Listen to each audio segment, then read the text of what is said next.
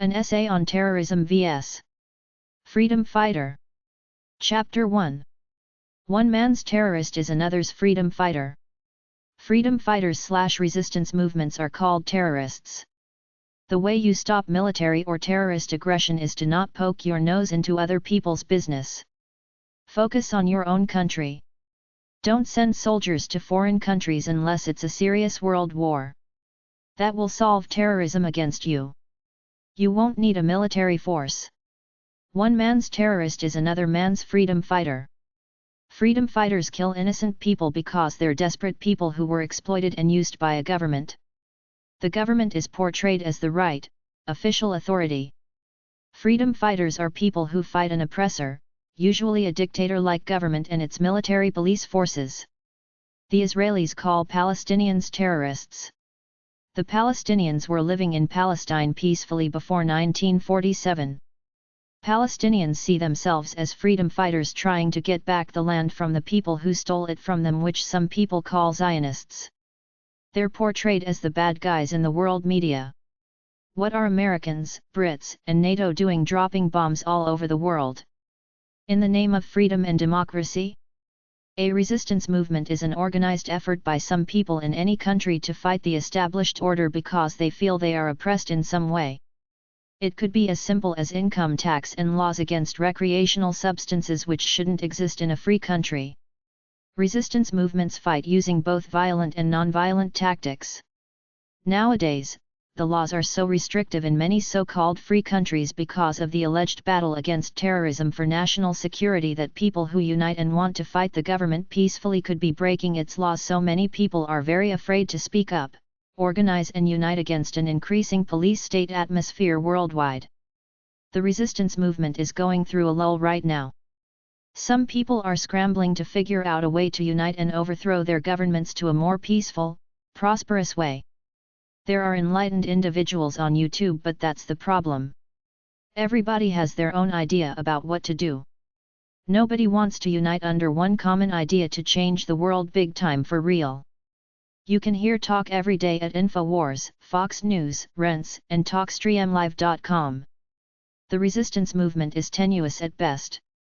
It needs a big idea and enough people to swallow their ego to get together and throw out the people who run the world, especially the people who control the money, which is mostly bankers with the biggest fraudulent scheme in history that almost no one knows about, fractional reserve banking, their ability to create money out of nothing every time they make a loan while everybody else has to sweat for their money.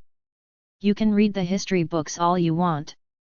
Most situations are simple. One side sees someone as oppressed and support their actions even if violent, because if you're oppressed by a big bully and you're vastly outnumbered and outgunned, you have the right to fight back using whatever means you deem necessary. The other side is the people doing fine within the system. They have good jobs and money. They want their police and military to crush the radicals and misfits trying to disrupt normal life. Very few people are natural radicals. Most people will not rise up and fight until their comfort level is threatened.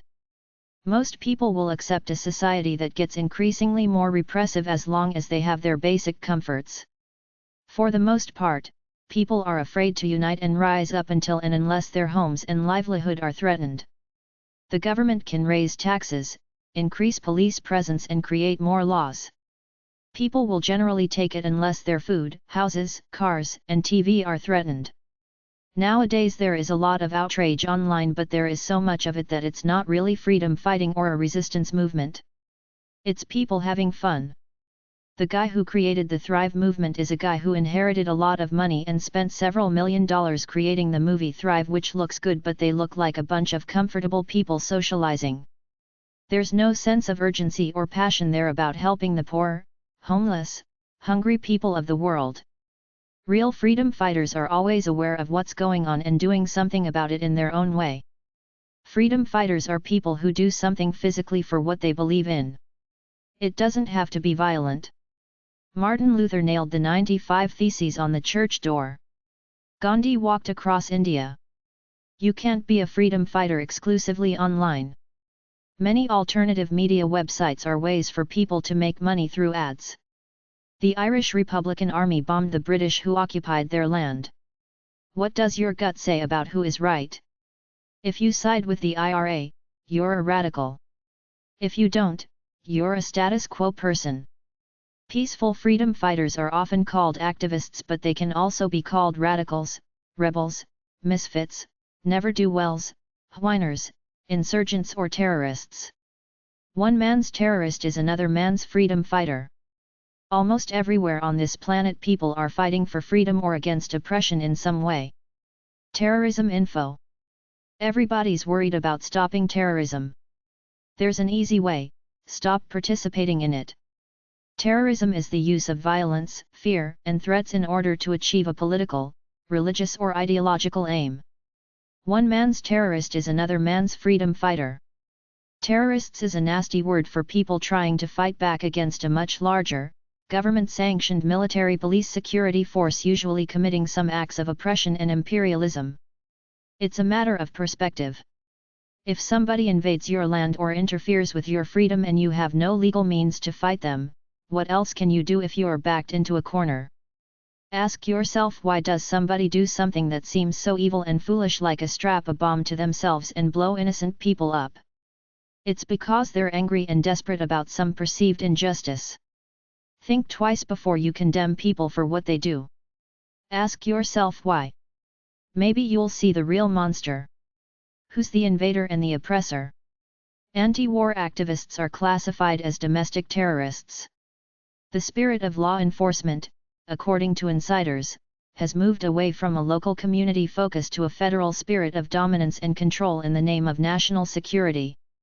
The Department of Homeland Security, DHS, the Transportation Security Administration, TSA, the Federal Emergency Management Agency, FEMA, the National Security, NSA, and the Central Intelligence Agency, CIA, get lots of public money to fight a war on terrorism for the national interest.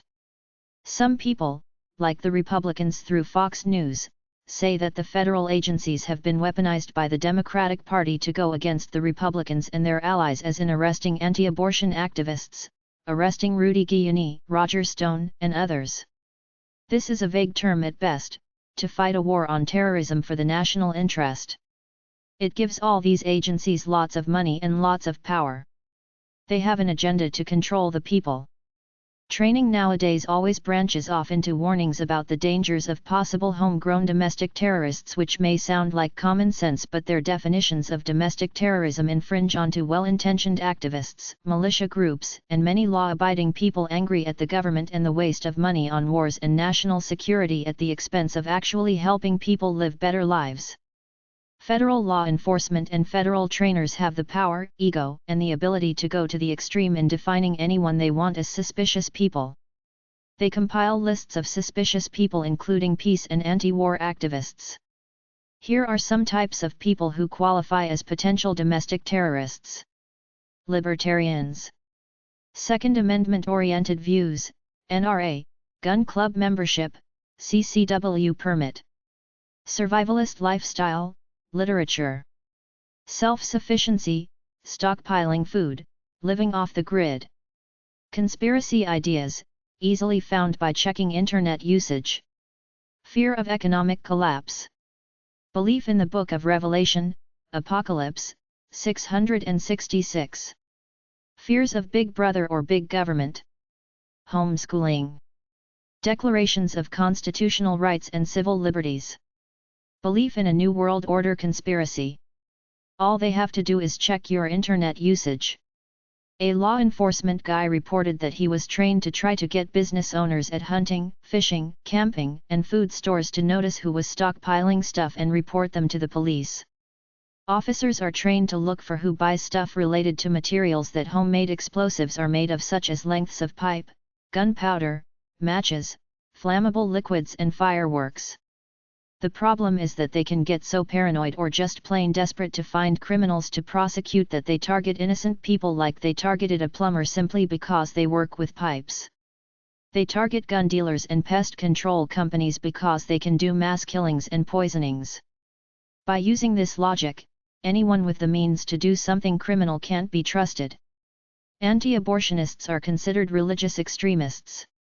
There is no code to pay income tax on the books, but if you say anything about not paying income tax, they will try to destroy you even though you are not a terrorist because you are challenging their power.